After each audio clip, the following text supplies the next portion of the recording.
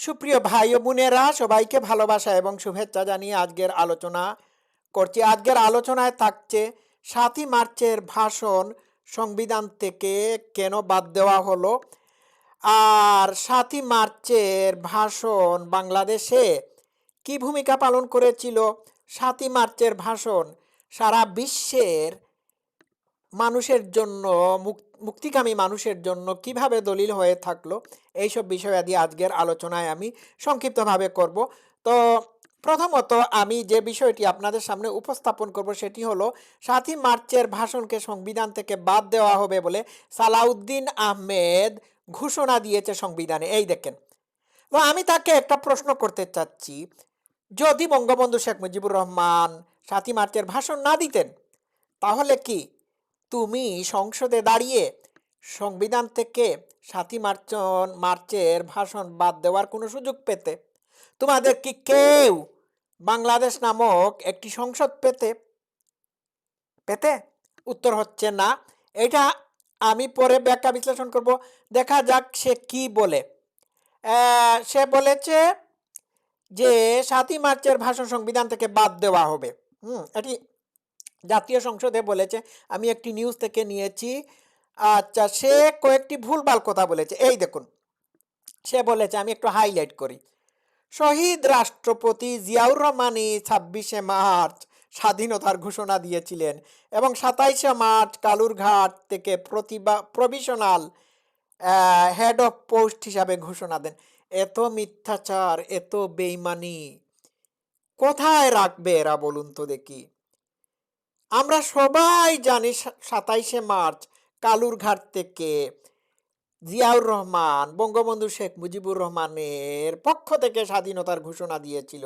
সে বলেছিল, on behalf of our great supreme leader Bangabandhu Sheikh Mujibur Rahman, I declare the independence of Bangladesh. আপনারা play করে শুনতে পারেন। ২৬শে মার্চ এখন জিয়াউর রহমান নাকি স্বাধীনতার ঘোষণা দিয়েছিল। আপনারা আমাকে কমেন্টে জানাবেন প্লিজ, যে ২৬শে মার্চ কি জিয়াউর রহমান স্বাধীনতার ঘোষণা দিয়েছিল? আমরা জানি ২৫শে মার্চ মধ্যরাতে, অর্থাৎ রাত ১২টার পরে বঙ্গবন্ধু শেখ মুজিবুর রহমান স্বাধীনতার ঘোষণা দিয়েছিলেন। এই ঘোষণাটি আমাদের কাছে আছে। তো ২৫শে মার্চ মধ্যরাতের পরে যে স্বাধীনতার ঘোষণা দেওয়া হয়, এই ঘোষণার সময়ক্ষণকে ২৬শে মার্চ হিসাবে ধরে নেওয়া হয়, কারণ রাত ১২টার পরে আরেকটা তারিখ শুরু হয়, আরেকটা দিন শুরু হয়। তাহলে ২৬শে মার্চ বঙ্গবন্ধু শেখ মুজিবুর রহমান স্বাধীনতার ঘোষণা দিয়েছিলেন বলেই ২৬শে মার্চ স্বাধীনতা দিবস।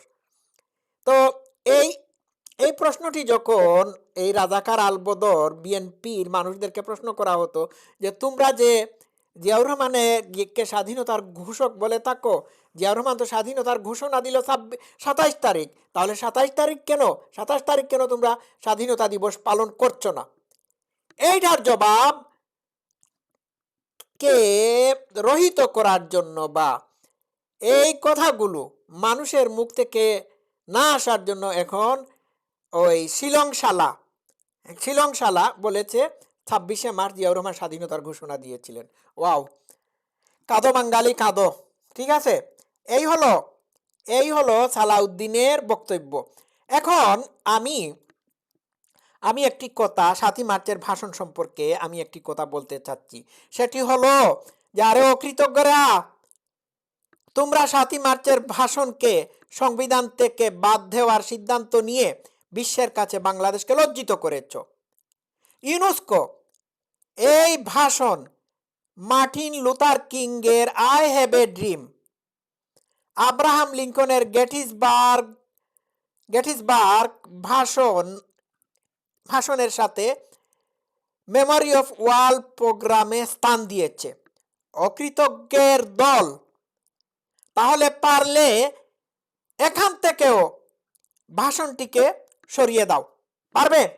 বাংলাদেশের সংবিধান থেকে, পাঠ্য বই থেকে, বঙ্গবন্ধু শেখ মুজিবুর রহমানের ৭ই মার্চের ভাষণ সরিয়ে দিতে পারলেও ইউনেস্কোর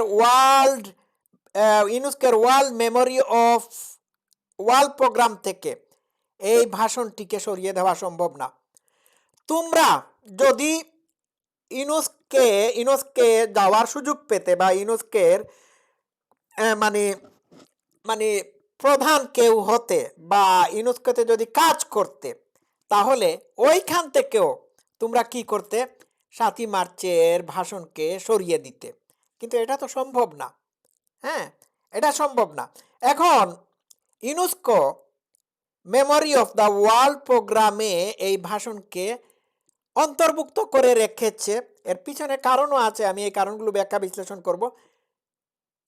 আবার বাংলাদেশে এই ভাষণকে পাঠ্য বই এবং সংবিধান থেকে বাদ দেওয়া হচ্ছে। খুব ভালো করে খেয়াল করবেন, ইউনেস্কো যখন মেমোরি অফ দ্য ওয়ার্ল্ড প্রোগ্রামে এই ভাষণকে অন্তর্ভুক্ত করেছে, বাংলাদেশ এটিকে বাদ দিয়েছে। বিষয়টা বুঝতে পারছেন? তো আমরা পৃথিবীর মানুষের কাছে লজ্জিত না? আরে তোদের কোথাকার জিয়াউর রহমান কে? এটাকে তো মানুষ চিনে না। যে পাকিস্তান থেকে বাংলাদেশকে আলাদা রাষ্ট্রে পরিণত করা হয়েছে, সেই পাকিস্তানের শাসক গোষ্ঠী এবং মানুষদেরকে জিজ্ঞেস করে দেখো যে বাংলাদেশকে পাকিস্তান থেকে কে স্বাধীন করেছে, তখন তারা বলবে শেখ মুজিবুর রহমান। ওয়ার্ল্ডের বড় বড় পলিটিশিয়ানরা জানে যে স্বাধীনতার একচ্ছত্র নায়ক বা সুপ্রিম লিডার হচ্ছেন বঙ্গবন্ধু শেখ মুজিবুর রহমান। ঠিক আছে, ইতিহাস বিকৃতির তো একটা সীমা থাকা উচিত। এটা ইতিহাস বিকৃতি না, এটি হচ্ছে অকৃতজ্ঞতা। আচ্ছা, এখন আমি আসি আসল কথায়। ইউনেস্কো কেন মেমোরি অফ দ্য ওয়ার্ল্ড প্রোগ্রামে এই ভাষণটিকে অন্তর্ভুক্ত করলো? এর পিছনের মূল কারণগুলো হলো, নাম্বার 1, ঐতিহাসিক গুরুত্ব। এই ভাষণটি 1971 সালে বাংলাদেশের স্বাধীনতা আন্দোলনের মোড় ঘুরিয়ে দেয়। শেখ মুজিবুর রহমানের এই আহ্বান পুরো জাতিকে স্বাধীনতা সংগ্রামে ঐক্যবদ্ধ করেছিল। 2 নাম্বার কারণ সেটি হলো অনুপ্রেরণামূলক এবং রাজনৈতিক প্রভাব। ভাষণটি ছিল একদিকে প্রতিবাদ, অন্যদিকে স্বাধীনতার ঘোষণা, যা কার্যত মুক্তিযুদ্ধের সূচনা ঘটায়। এইটাই ছিল, এই 2 নাম্বার কারণটাই ছিল এই ভাষণটিকে মেমোরি অফ দ্য ওয়ার্ল্ড প্রোগ্রামে অন্তর্ভুক্ত করার কারণ। আচ্ছা, 3 নাম্বার হচ্ছে বৈশ্বিক মূল্য।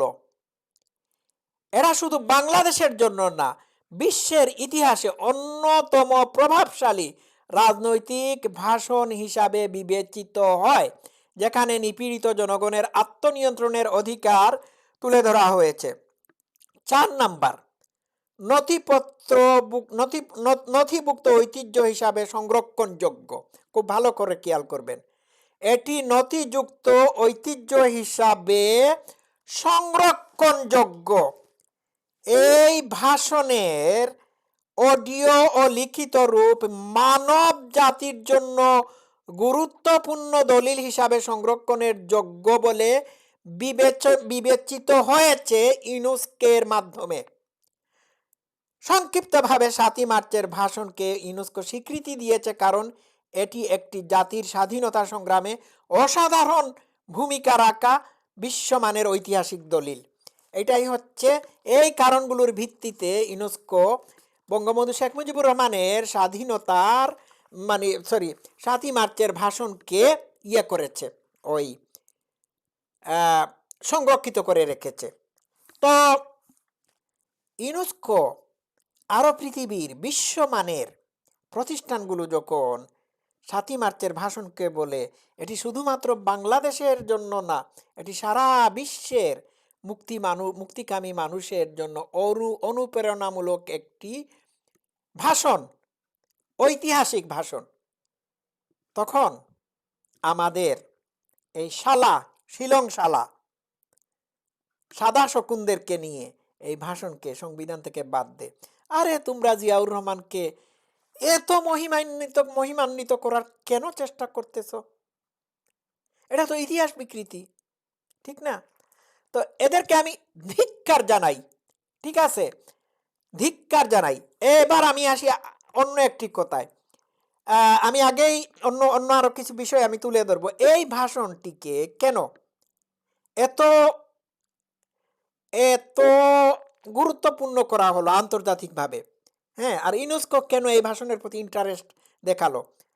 এই ভাষণটি পৃথিবীর বিশ্বমানের নেতাদের সাথে, হ্যাঁ, বিশ্বমানের নেতাদের সাথে মানে স্থান দিয়েছে। বিশ্বমানের বা ওয়ার্ল্ড ফেমাস পলিটিক্যাল ফিগার বা নেতাদের ভাষণের পাশাপাশি এটিকে স্থান দেওয়া হয়েছে। তোমাদের জিয়াউর মানে তারেক জিয়াও তো বাংলাদেশে গিয়ে একটি ভাষণ দিয়েছিল না? I have A plan, English Bangla দুইটা মিক্স করে একটা ভাষণ দিয়েছিল না? তো পারলে ইউনেস্কো বলো যে আই হ্যাভ এ প্ল্যানটা আমরা আমাদের পাঠ্য বই এবং সংবিধানে স্থান দিয়েছি।